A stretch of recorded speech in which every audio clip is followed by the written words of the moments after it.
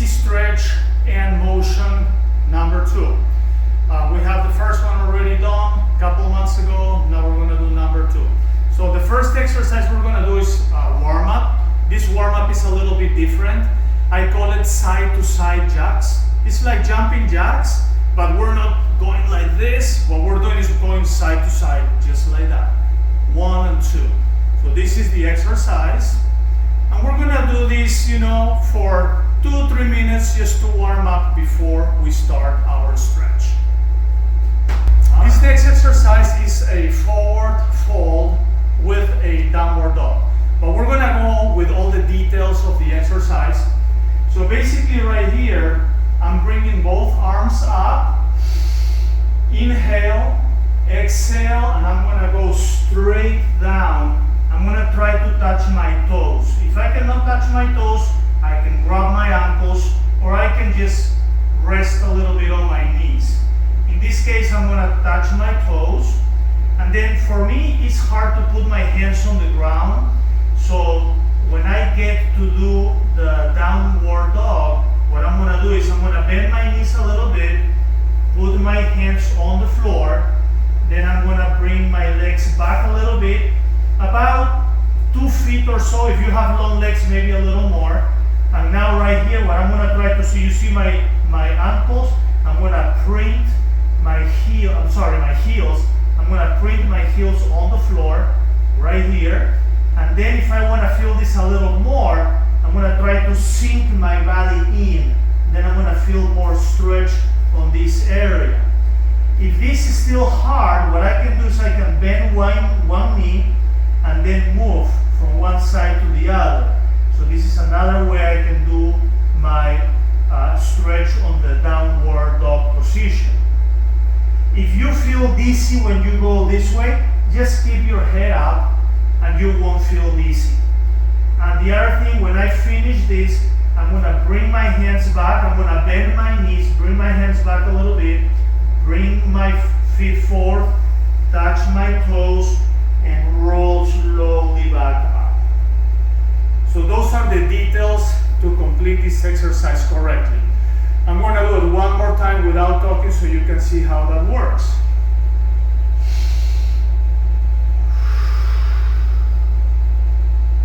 I stay here 10 seconds or so.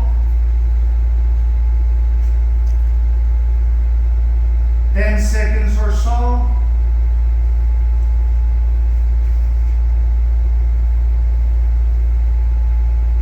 And up. All right, so now we're gonna do a range of motion exercise. It's called front and side knee-ups. So basically what I'm doing is I'm bringing my knees up. 1, 2, 3, 4. It's 1, 2, 3, 4. This is really good for your hips.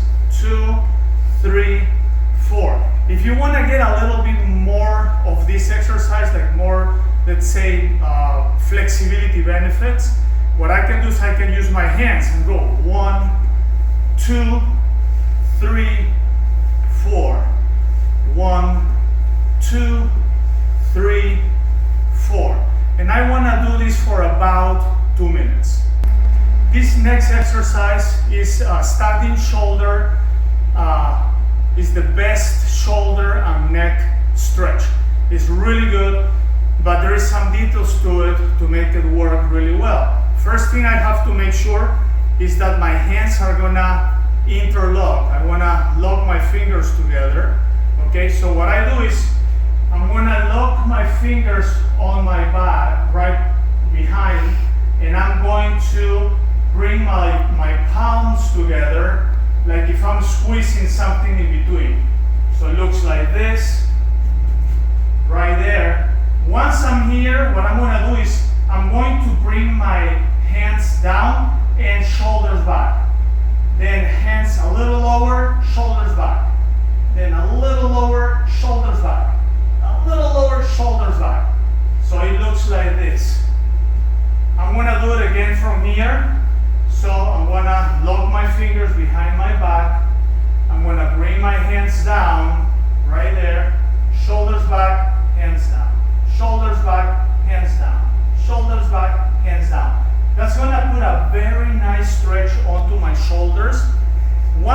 this position, now I'm going to move my neck.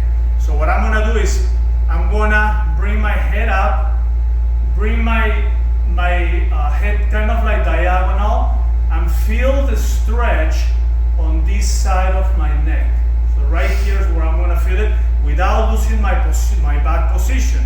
So I'm going back to the position, I'm gonna stretch right there, feel that side, then I'm gonna move to the other side, feel it right there, and then I'm going to tilt my head like if I'm listening to my shoulder. I tilt my head to one side, and then I tilt my head to the other side. You can also add some of these kind of turns, 1 and 2, or just do a round circle. You can add those two as well. But the first two that we did, this one is stretching these sides, and the tilting is what really is gonna take the major areas of your neck stretched. So about 30 seconds on each side, and then when you finish, you just loose this slowly, bring your hands forward, and you might feel a little bit of tingling on your hands. Maybe you feel that your arms are coming forward. That's normal, and it's because the blood is just coming back to those areas that were really. So this next exercise is very simple. It's called reverse warrior. It's taking out of a yoga position, so with a little twist. So instead of doing the reverse warrior like how originally is with bending the knee and all that, what I'm gonna do is I call this a triangle position. So from triangle position, I'm gonna look at my palm, gonna put my hand behind right on my hip, and then I'm gonna bring this back, and I'm gonna try to stretch and looking at my hand. So looks like this, and then I'm gonna do it on the other side, but in this direction, so you can see that angle. So right here, I have like a triangle on my feet. I get my hand here, I'm gonna bring it up, and I'm gonna be looking at my hand. Very good. Now, keep in mind when you do these exercises, this one or any of the other ones, you always think about 0 to 10 as a scale of resistance or pain, let's say. So if you feel or comfort, so a 0 is going to be you don't feel anything basically. On a 10, you feel a lot of stretch or a lot of resistance. It's kind of uncomfortable. So you don't want to work at the level 10. You always want to be on a level 6 or 7 on each exercise, because most of these exercises are actually integrated to some other moves. So if you go on a 10 on a position, if there is a move on that position, you won't be able to achieve the next move on the same position, just because you are already using a full muscle flexibility or tendon flexibility if you go all the way to a 10. So just keep that in mind. This next exercise is basically a range of motion exercise. So what we're gonna do is we're gonna move our shoulders back. Try not to go like this. Try to keep your hands down. It's only a shoulder move. I'm going backward first. I do this for about 30 seconds. Then I go forward for about 30 seconds. And then I'm gonna do the same thing on my elbows. So what I do is I'm gonna try to keep my arms straight, and I'm gonna move my lower arm in circles, and keep my upper part of my arms straight. So I don't want to go like this. I just want to do this. Okay. This move. Then I switch to the other side. So first I was going out. Now I'm going in. Okay. And you don't have to go too fast on these ones. Just pace yourself. Make sure you feel the stretch on the elbow and the joint. So you want to go here, and then you want to go out there. 30 seconds each is good, and you can go for a couple minutes, and that'll be awesome. This next one is we're going to sit on the floor, and we're going to do a side center side wide leg stretch. So basically what I'm doing here is I always, to rest, I make these hooks with my hands and I go right under my knees. That will help me be balanced and have my body straight. So from here, I'm going to stretch first to the left. So what I'm going to do first is I'm going to inhale, exhale, and I like to grab my ankle and put my elbow right on my knee. Once I'm here, I'm going to try to stretch sideways, see if I can touch my toes. If I can't, it's okay. You know, I can try to move and see if I can touch it. If not, it's fine. I can go this way. Okay? Then I go back to the center. I'm going to hook underneath my knees. Inhale, exhale, now going to the center stretch. For the center stretch, I don't like to just stay on one position. I like kind of like walk forward with my hands, and that's going to help me making a much better stretch. So from here, I go forward. About 10 seconds or so. Then I go back, inhale, exhale. Now I go to the other side. I grab my ankles, put my elbow right on my knee, and I'm going to go sideways and try to touch my toes here, or I can just go like that. If I can touch my toes like that, will be awesome.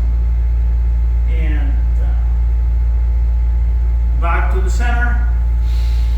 Inhale, exhale. Before you go to the other side, remember you go back to the center. It's always in between. So you do left center, side center, left center, right center, and that's how we do it. Another important thing on that exercise, remember that when you are splitting, make sure that you feel that you are on a 7. As we said before, 0, you don't feel anything. 10, you feel like a lot of stretch, a lot of resistance, it's uncomfortable. You want to do it on a number 6 or number 7, where you feel the stretch on the inner thighs, but it's still comfortable to be able to move, you know, sideways and to the center. We got the last exercise. Last exercise is super simple. I'm going to try to slide out a little bit on my chair. So what I'm going to do is I'm going to lift my legs. I'm going to move my wrists and my feet in circles. You know, this is range of motion for my ankles and my wrists. So I'm going to do this for about 30 seconds. And then I go on the other direction for about 30 seconds. So I go out for 30 seconds, in for 30 seconds. Try not to go too fast. Go slow, pace yourself. Make sure you feel all the range of motion going all the way